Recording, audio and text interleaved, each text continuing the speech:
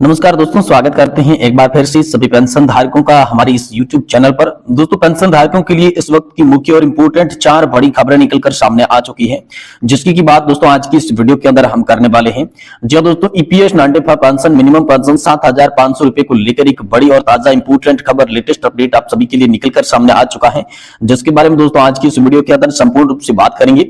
वही दोस्तों, EPS 95 pension धारकों के लिए इंपोर्टेंट खबर दिल्ली से निकलकर आ चुकी है। दिल्ली में दोस्तों सोशल मीडिया तक यहाँ पर सरकार पर दबाव बनाया जा रहा है, जिसका रिजल्ट क्या है, क्या पेंशन धारक उम्मीदवार होंगे या फिर ना उम्मीद होंगे पेंशन धारक। ईपीएस 95 पेंशन को लेकर इस वक्त की बड़ी खबर आई है, जो कि दिल्ली से आप सभी को बताने वाले हैं कि आखिरकार पेंशन धारकों के लिए क्या इंपोर्टेंट और क्या बड़ी खबर निकल कर आ रही है। क्योंकि पेंशन धारक जो है 6 से 7 सालों से लगातार मांग कर रही थी, इसी मांग के बीच आप सभी के लिए बड़ी खबर आई है। वहीं अगली बड़ी खबर की बात करें तो सुप्रीम कोर्ट को लेकर बड़ा फैसला दिया है पेंशन को लेकर, अब सभी को मिलेगा पूरी पेंशन का लाभ। तो आखिरकार सुप्रीम कोर्ट ने क्या बड़ा फैसला दिया है पेंशन को लेकर, इसके बारे में भी संपूर्ण जानकारी इस वीडियो के माध्यम से आप सभी को बताने वाले हैं। वहीं दोस्तों आप सभी जानते होंगे, राष्ट्रव्यापी हड़ताल को लेकर लगातार आप आंदोलन और प्रदर्शन करने की बात जो है, इसकी अपडेट निकलकर सामने आ रही थी। इसको लेकर दोस्तों 16 फरवरी को राष्ट्रव्यापी हड़ताल के लिए उत्तराखंड शिफ्ट ट्रेड यूनियन ने कस ली है कमर, और ये होगी मांगे। तो आखिर उनकी कौन कौन सी मांगे होगी, किन मांगों को लेकर वो प्रदर्शन करने वाले हैं, कल बड़ी हड़ताल किन मांगों को लेकर होने वाली है, इस पर भी बात करेंगे। यानी कि आज की आई तमाम 4 बड़ी अपडेट को इस वीडियो के माध्यम से जानने वाले हैं, जो कि ईपीएस 95 पेंशन धारकों के साथ साथ सरकारी कर्मचारी, राज्य कर्मचारी पेंशन धारकों के लिए इंपोर्टेंट होने वाली है। इसलिए आप सभी से निवेदन करते हैं कि दोस्तों आप वीडियो को लास्ट तक देखें, और इससे पहले चैनल पर नए हैं तो चैनल को सब्सक्राइब कर लें। सबसे पहले जानते हैं मिनिमम पेंशन 7,500 रुपए को लेकर आई ताजा खबर। ईपीएस 95 लेटेस्ट अपडेट आप सभी के लिए निकलकर सामने आ चुका है। इसके बारे में दोस्तों, ईपीएस में न्यूनतम पेंशन 2,000 रुपए करने के प्रस्ताव को खारिज कर दिया जा चुका है। केंद्र सरकार ने कर्मचारी भविष्य निधि संगठन यानी कि ईपीएफओ के तहत आने वाली कर्मचारी पेंशन योजना के तहत न्यूनतम पेंशन की राशि को 1,000 रुपए से बढ़ाकर 2,000 रुपए करने के प्रस्ताव को खारिज कर दिया है। जी हां दोस्तों, हाल ही में 4 मंत्रालय ने यहाँ पर आप सभी के लिए ईपीएफओ की ओर से संचालित ईपीएस 95 न्यूनतम पेंशन की राशि को बढ़ाने के दोगुना करने के प्रपोजल को भेजा था, जिसके बाद वित्त मंत्रालय ने इसके नकार दिया है।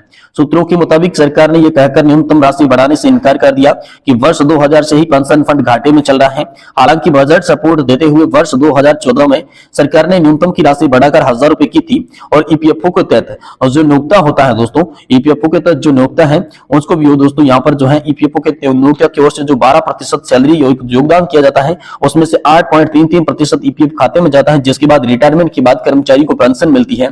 तो इसी को लेकर दोस्तों आप सभी के लिए जो प्रपोजल है वो नकार दिया जा चुका था, और जो है ईपीएस 95 राष्ट्रीय संघर्ष समिति थी, वो दोस्तों आप सभी की ईपीएस 95 पेंशन धारकों की प्रमुख मांगों को लेकर प्रदर्शन कर रही थी, जिसमें मिनिमम पेंशन 7,500 प्लस डीए, सभी ईपीएस पेंशनर्स को बिना किसी भेदभाव के वास्तविक वेतन पर उच्च पेंशन का लाभ। तीसरी मांग थी सभी ईपीएस पेंशनर्स व उनके जीवन साथी और पति और पत्नी को फ्री मेडिकल की सुविधा। वही चौथी मांग थी नॉन ईपीएस सेवा में सेवानिवृत्त कर्मचारियों को 5,000 रुपए की मासिक पेंशन देने को। ये 4 सूत्रीय मांगों को लेकर प्रदर्शन कर रही थी। इस बीच अगली बड़ी खबर की बात करें तो दोस्तों ईपीएस 95 पेंशन को लेकर बड़ी खबर है, उम्मीद या फिर ना उम्मीद। दिल्ली से सोशल मीडिया तक सरकार पर दबाव बनाया जा रहा है, और इसका रिजल्ट क्या निकल कर आ रहा है, चलिए आपको इस वीडियो के माध्यम से बताती है। देखिए दोस्तों, ईपीएस 95 न्यूनतम पेंशन को लेकर लड़ाई जारी है। आंदोलन किस करवट बैठेगा, यह देखने वाली बात होगी। पेंशनर्स अपनी आवाज को लगातार उठाते आ रहे हैं। दिल्ली से लेकर सोशल मीडिया तक सरकार पर दबाव बनाने की तरह तरह के शब्दों का प्रयोग भी किया जा रहा है। दोस्तों यहाँ पर आप सभी के लिए फेसबुक के माध्यम से अनेक पोस्टें सामने आई हैं।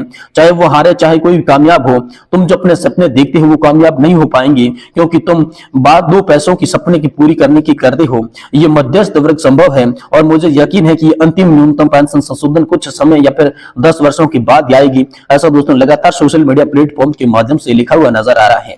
ईपीएफ कॉर्पोरेट के आकार पर लगातार देखते हुए ईपीएस कॉर्पोरेट में इम्प्रूव और ऑफ फ्लो को भूल रहे हैं, और दोस्तों उस फंड का 97% या उससे अधिक सदस्यों का है जो कि अभी सेवानिवृत्त नहीं हुए हैं। कुल ईपीएस सदस्यों से केवल 3% ही कम पेंशन भोगी हैं। दोस्तों सबसे अच्छा विकल्प दोस्तों माध्यम जो है वो मीडिया है। पेंशन भोगी वेतन सीमा को बढ़ाने और सरकार को बढ़ाने के लिए इसके लिए यहाँ पर जो है लगातार प्रयास करते आ रहे हैं। दोस्तों यहाँ पर है बिम बेदेलू दास ने लिखा है कि 24 के चुनाव से पहले इसे अंतिम रूप दिया जाए, अन्यथा सरकार को दोबारा नहीं आएगी। यहाँ पर सरकार को दोबारा मुंह देखने की भी औकात नहीं होगी। ऐसा दोस्तों लगातार आप सभी के लिए सोशल मीडिया की तरफ से देखने को मिला है। वही दोस्तों पेंशन को लेकर कोर्ट का बड़ा फैसला सामने आया है, अब सभी को मिलेगा पेंशन।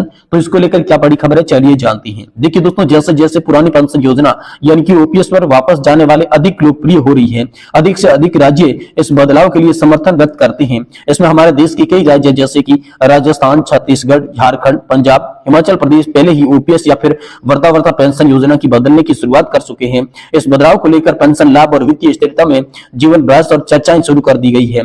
पुरानी पेंशन योजना को लेकर बड़ा अपडेट यह है कि इन बढ़ती हुई चिंताओं के जवाब में केंद्रीय वित्त मंत्रालय ने पेंशन के मुद्दे की जांच के लिए अप्रैल में एक समूह बनाकर पूर्वव्यापी कार्रवाई की है।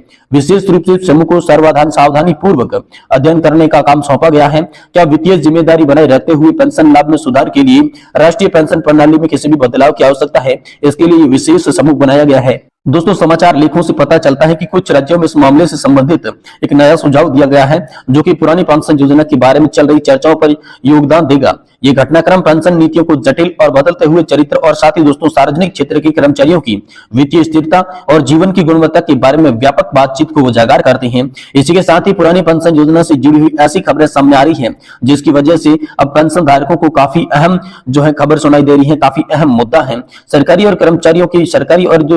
सरकारी कर्मचारी हैं उनके बीच एक बड़ा मुद्दा बन चुका है। आपको बता दें कि जब से सरकार ने इस योजना को रद्द किया है, तो सरकारी कर्मचारियों की ओर से सरकार के खिलाफ कई मामले यहाँ पर दर्ज करवाए गए हैं। दोस्तों, इस नई पेंशन प्रणाली के तहत राज्य में पेंशन योजना का समर्थन करने के लिए ओपीएस को हर तरह से यहाँ पर अंतिम वेतन के आधारित होने की बजाय कम से कम वेतन से जुड़ी गारंटी कर पेंशन योजना आय प्रदान करता है। हालांकि इस दृष्टिकोण से परिणाम स्वरूप पेंशन की राशि कम हो सकती है। ये सेवानिवृत्त लोगों को निश्चित और आश्वासन प्रदान करती है। कुछ संदर्भ में दोस्तों यहाँ पर प्रदान किए गए पारंपरिक पुरानी पेंशन योजना में एक ऐसी लाभ परिभाषित योजना है। सरकारी कर्मचारियों को आमतौर पर अंतिम वेतन का 50% रूप में पेंशन के रूप में मिलता है। इसके विपरीत में दोस्तों राष्ट्रीय पेंशन प्रणाली कर्मचारी योगदान के देने के बावजूद भी बहुत ही कम राशि मिलती है। इसके लिए लाभ पूर्व में निर्धारित नहीं होते हैं। पुरानी और नई पेंशन योजना से इस प्रकाशन में पहली चर्चा की गई थी। सुविधाओं को शामिल करने वाला एक संयुक्त दृष्टिकोण प्रभावित किया गया था। इस मॉडल को कर्मचारी योगदान और सुनिश्चित सेवा लाभ दोनों में शामिल किया गया था। संक्षेप में बात करें दोस्तों, अनुकूलता और निश्चितता का संतुलन बनाए रखने का इसमें प्रयास किया गया था, जो कि कहीं पर भी दिखाई नहीं दे रहा है। वही दोस्तों अगली बड़ी खबर आप सभी के लिए आ रही है कि 16 फरवरी को राष्ट्रव्यापी हड़ताल के लिए उत्तराखंड संयुक्त ट्रेड यूनियन की कमर कस ली है और इन्हें प्रमुख मांगे भी सामने रख दी है। तो दोस्तों श्रमिक संगठनों और मजदूरों की विभिन्न मांगों को लेकर 16 फरवरी को राष्ट्रव्यापी हड़ताल के लिए उत्तराखंड संयुक्त ट्रेड यूनियन संघर्ष समिति ने कमर कस ली है। इसके लिए बैठक का दौर जारी है। साथ ही विधानसभा के कूच के साथ ही राज्य के कई जिलों में धरना और प्रदर्शन किए जाएंगे। आज संघर्ष समिति ने उत्तराखंड प्रेस क्लब इसके वार्ता के दौरान हड़ताल के आदेशों के साथ इसकी तैयारी के लिए विस्तारित जानकारी दे दी है। तो दोस्तों आखिर कौन कौन सी मांगे रहेगी, चलिए आपको बताते हैं। देखिए दोस्तों, ये हड़ताल चारों श्रम संहिता वापस लेने, श्रम कानूनों को सख्त बनाने, न्यूनतम वेतन 26,000 करने, नई एमबी एक्ट वापस लाने, पुरानी पेंशन योजना को लागू करने, रेहड़ी पटड़ी और फुटपाथ पर व्यवसायों का उत्पादन करने वाले बंद करने, ई रिक्शा वर्कर्स उत्पीड़न बंद करना और एमएसएमई पर कानून बनाना, बैंक, बीमा, रेलवे, रक्षा, पोस्टल सहित सार्वजनिक संस्थानों के निजीकरण पर रोक, बिजली बिल 2022 वापस लेना, राज्य सरकार द्वारा जल संस्थान गढ़वाल मंडल विकास निगम के निजीकरण पर रोक लगाना, बिजली के स्मार्ट मीटर लगाने का निर्णय वापस लेना, स्मृत कर आशा, आंगनबाड़ी भोजनालयों के साथ साथ राज्य कर्मचारियों ने घोषित करना, ठेका प्रथा समाप्त कर रेगुलर भर्ती करना, संविदा पर लगे कर्मचारियों को रेगुलर करना, सम्मान कान सम्मान वेतन भत्ते देने आदि मांगों को लेकर ये मांग करने जा रहे हैं। आप सभी के लिए बड़ी मांग होने वाली है, क्योंकि इसी को लेकर कल दोस्तों आप सभी के लिए यहाँ पर बड़ी राष्ट्रव्यापी हड़ताल का ऐलान भी कर दिया जा चुका है। तो राष्ट्रव्यापी हड़ताल से क्या बड़ी खबर होगी और साथ ही साथ पेंशन के मुद्दे से जुड़ी क्या बड़ी आप सभी